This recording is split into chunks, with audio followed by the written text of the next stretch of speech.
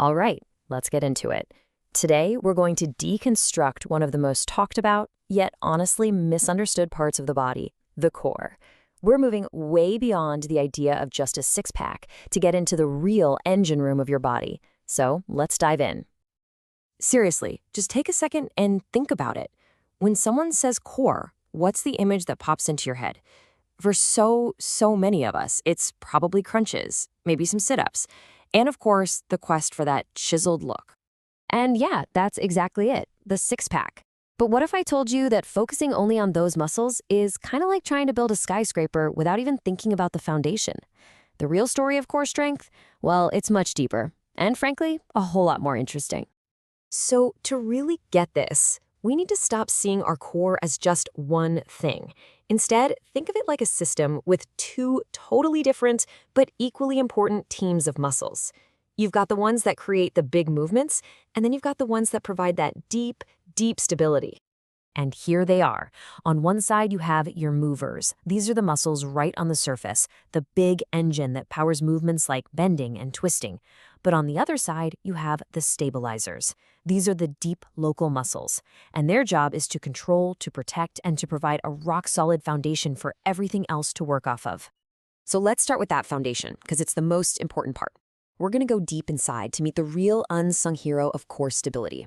It's a muscle that acts just like a natural corset for your entire midsection. Meet the transversus abdominis, or the tray for short. Now, what is so cool about this muscle is its design. You see, unlike all the other ab muscles, its fibers run horizontally. They literally wrap around your waist from your back all the way to the front.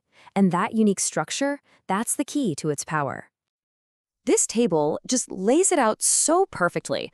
Look at the rectus abdominis. That's your six-pack. Its fibers are vertical for bending forward. The obliques, they're on a diagonal for twisting. But the TRA, it's the deepest of them all, and its fibers are horizontal. Its main job isn't even movement, it's pure stabilization. So what does the stabilizer actually do? Well, it basically has three superpowers. First is the corset effect. When it contracts, it cinches your waist, which increases the pressure inside and creates this incredible stability for your spine. Second, and this is wild, is feed-forward activation. The TRA actually fires before you even lift your arm or your leg. It anticipates the movement and braces your spine ahead of time. And third, it's directly linked to your breath. It works best when you exhale. Okay, so with that deep, stabilizing corset firmly in place, now we can finally talk about the muscles that get all the attention, the movers. So let's see how this all builds up. Here are the big players you probably know. The rectus abdominis, aka the six-pack, its main job is flexion. That's what you use to do a crunch. Then you've got the obliques on your sides, and they're the engine for all your twisting and side-bending movements. And here's the crucial point, right? The whole job of these mover muscles is to be this powerful, dynamic engine. But an engine is totally useless without a solid chassis to put it in. They absolutely rely on that stable base created by the deep transversus abdominis to do their job safely and powerfully. This brings us to the single most important idea in this entire explainer. Seriously, if you remember just one thing, make it this, the stabilization first principle. It really is as simple and as profound as this. You would never, ever start putting up the walls and the roof of a house on soft, mushy ground, right? You have to pour a solid concrete foundation first. Your body works in exactly the same way. So here's the correct sequence for literally any movement, whether you're lifting a bag of groceries or doing something super athletic. Step 1, stabilize first by engaging that deep trachea. Step 2, move second, using those powerful mover muscles. And step 3, maintain that deep stability through the entire movement.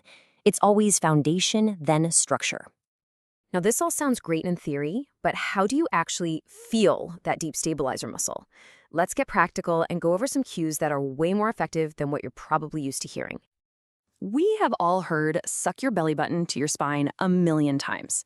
The problem is that cue often just makes people grip with their six-pack muscles. A much better cue is to imagine you're tightening a belt just one notch.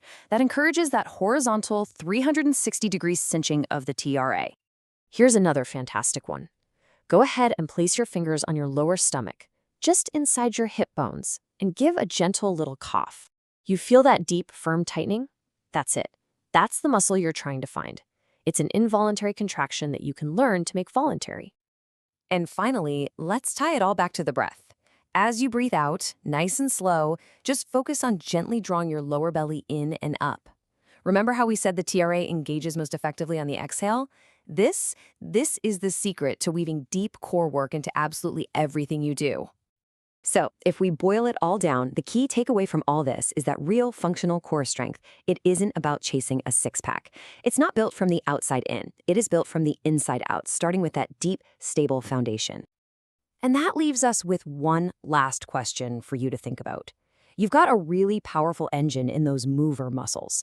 But if you go about your workouts and just your daily life, you have to ask yourself, is my foundation strong enough to support it? Thanks so much for tuning in.